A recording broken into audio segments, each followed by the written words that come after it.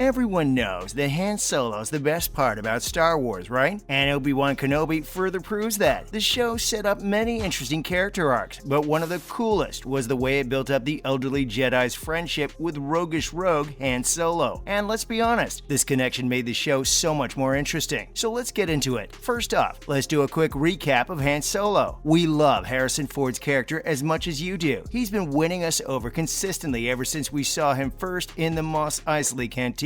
It's pretty much a coincidence that he ends up on the same side as Obi-Wan, Luke, and the Rebel Alliance, but honestly, there are a lot of clues to why Kenobi was so welcoming toward Han Solo. Before Han Solo became one of the good guys, he was a criminal. Sure, we remember him helping Luke and Obi-Wan escape Imperial troopers on Tatooine, but he's got a pretty dark past behind him. Just by seeing his messy relationship with Jabba the Hutt, it's clear that he was frequently on the wrong side of the law. He ended up in trouble more often than not, whether it was with debtors or the authorities. With this past, why does Obi-Wan trust him in the Star Wars franchise? Even if he might be desperate, it makes no sense. The Disney Plus show gave us a solid explanation for this. Next up, how's Haja Elstree connected to Han Solo? Here's what a fan theory has to say. We don't get to see much of Han Solo in the show, but the character who's most like him is Haja Elstree. A fan made the wildest connection we never could have guessed ourselves. Look, they both have the same shady past. Haja worked as a con man in Dayu's criminal underworld. Sure, he pretended to be a Jedi, but he only offered to help people who needed help for money. When Obi-Wan first met Haja, he's disgusted by the way Haja's tricking everyone. But once he finds out why, he kinda gets it. To be honest, underneath all that, Haja was a sweetheart. Kumail Nanjiani played Haja in the show after his first MCU appearance in Eternals. His character tries to be a better person and help as many people as possible, especially those who are trying to escape Imperial imprisonment. Haja turns out to be one of the best characters in the show. A con man? Not so much. More like a guy with good intentions at heart. And you know, the very normal desire to earn as much money as possible. Even though Haja and Han are ultimately completely different people, it's clear to see how Obi-Wan's desire to trust Han Solo in A New Hope was influenced by his earlier meeting with the Dayu-based crook. Even though he was driven by money and worked with some of the galaxy's most unscrupulous characters, he was someone Obi-Wan could rely on in a moment of need. And Obi-Wan didn't like Haja at all at first. Obi-Wan, as righteous as he is, bless his heart, definitely didn't like Haja at first. He was put off by the way Haja didn't care about the law at all and was constantly going against it. His first reaction was pretty negative. He actually pulled a blaster on him and threatened to kill him when he first saw Haja acting up. But when he saw that Haja was ready to sacrifice himself for the greater good, well, what better way of proving that you're a good person in the show? This change in their relationship made our righteous Obi-Wan reevaluate the black and white way he saw the world. He realized that Haja might be doing everything possible to get money, but that didn't mean he was a bad person. Only, you know, a little desperate one. And what's wrong with a little desperation, really? Also, Han Solo fits right into the Obi-Wan timeline. There's a good reason to buy this super interesting fan theory about Han Solo and Obi-Wan's relationship. Look, we aren't big on math either, but we thought we'd take a quick look at the chronology. Time in Star Wars is before and after the major Battle of Yavin, and A New Hope takes place in the first year, while Solo's events happen 13 and 10 years before the Battle of Yavin. So by that logic, Kenobi took place almost a decade after the Revenge of the Sith. That means the show was set 9 years before the Battle of Yavin. Basically, the show actually came a little while before Kenobi met Han Solo. Can you see where we're going with this? If it weren't for Kenobi's meeting with Haja, one of the most important friendships in the Star Wars universe would have never happened. We don't know about you, but we think that would have been a tragedy. Finally, Han Solo really helped Obi-Wan grow as a person. If it weren't for Haja, Obi-Wan would never have trusted Han Solo as much as he did, and that would have been a huge shame because Han Solo played a major part in helping Obi-Wan grow. That's how the show managed to make us understand our favorite character even better. Sure, Han's not exactly keen on the Force, but Obi-Wan's able to see that he's still a good guy underneath it all. Imagine if he hadn't met Haja. He might never have trusted Han at all. It would have been nicer to see more of Han Solo in the show instead of just a passing cameo, but understanding Obi-Wan's relationship with him on a deeper level was good enough. And if you give the show a try, you'll come out loving Han even more. We sure did. Here's some other news you might have missed out on. First off, George Lucas already wrote Obi-Wan's story a long time ago. George Lucas revealed a large aspect of Ben Kenobi's story in the Obi-Wan Kenobi trilogy in 1981. While working on Return of the Jedi, Lucas considered the backstories of Kenobi, Anakin Skywalker, Padme Amidala, and Emperor Palpatine, which he would later elaborate on in the Star Wars prequel trilogy. Although Lucas's original concept doesn't fully correspond with Return of the Jedi and Star Wars Episode 3 Revenge of the Sith, it does influence Ben Kenobi's attitude and internal strife in the Kenobi trilogy. Lucas outlined his thoughts for Anakin Skywalker's downfall, his corrupting friendship with Palpatine, and Padme's eventual death, leaving Luke and Leia in the care of the Lars family and the royal house of Alderaan, respectively, in a 1981 story conference for Return of the Jedi. While the majority of Lucas's plan was realized in Revenge of the Sith, certain critical aspects were modified, such as Anakin's dark side corruption, which transpired much more gradually in the film, his horrific injuries on Mustafar, and the ages of Luke and Leia when Padme dies. Next, who can we expect in the second season of Obi-Wan Kenobi? Fans of the Star Wars expanded universe have been yearning for Darth Maul's return for quite some time. This desire was heightened by the fact that Ray Park's demonic-faced, double-bladed, lightsaber-wielding Maul was originally scheduled to feature in the series. There were even screenplays made with the character in them. According to the show's director, Deborah Chow, the presence of both Darth Maul and Darth Vader as adversaries in a single season of Obi-Wan Kenobi may have made the season's stories a little jumbled. The show's already shown Boba Fett. Before Star Wars fans become too worried about missing out on Fett's iconic armor, it should be remembered that the bounty hunter himself didn't appear. Rather, Tamura Morrison, the actor who plays a role in the Star Wars world, appeared in the second episode of Obi-Wan Kenobi. Aside from the cameo, the bounty hunter's still out there. And while the galaxy is vast, there's a strong possibility that Boba Fett and Obi-Wan may cross paths in a future season 2. Finally, who's the most powerful in the Disney Plus series? One of its most outstanding qualities is the wide ensemble of powerful personalities that brings Kenobi to life. Set in the Star Wars galaxy at a period when Force users are scarce, the show strikes a fair balance between them and regular people doing their best to battle evil. The show establishes a distinct hierarchy, making it apparent which of its characters are the most powerful. Haja's strength stems from his ability to be quick with a blaster, but much faster with his tongue. He survives on his street smarts, which is normal for a man trying to earn a living on Dayu. Like, come on, let's not forget our favorite, Princess Leia. After being captured again by Kenobi, young Princess Leia Organa finds herself face to face with Reva. Convinced that she is hiding the truth about Obi-Wan, the third sister uses the Force to probe Leia's thoughts for information, but the youngster is resistant to her efforts. That actually tells us a lot about her power. As Anakin Skywalker's daughter, Leia acquired a strong connection to the Force. Despite the fact that she is too young to realize it, she is unconsciously tapping into that link to keep Reva out of her brain. It's a great original trilogy tease with Leia foreshadowing her future as a leader and Force wielder. That's a wrap for this video. What do you think of Han Solo's role in the series? Let us know in the comments below. Make sure to give this video a thumbs up, subscribe to our channel, and press that bell icon for more videos like this. See you in the next one.